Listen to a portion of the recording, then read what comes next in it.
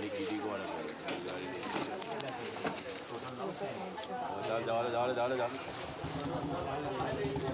બધા દાગીનો આ બાજુ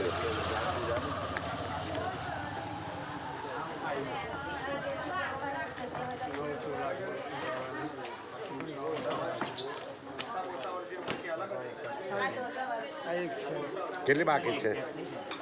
એ પાણીનું કુલર બુલર હોય તો મૂકી દો ને કુલર નીચે મૂકી દો સાઈઝના પાણીનું કુલર હોય તો મૂકી દો અંદર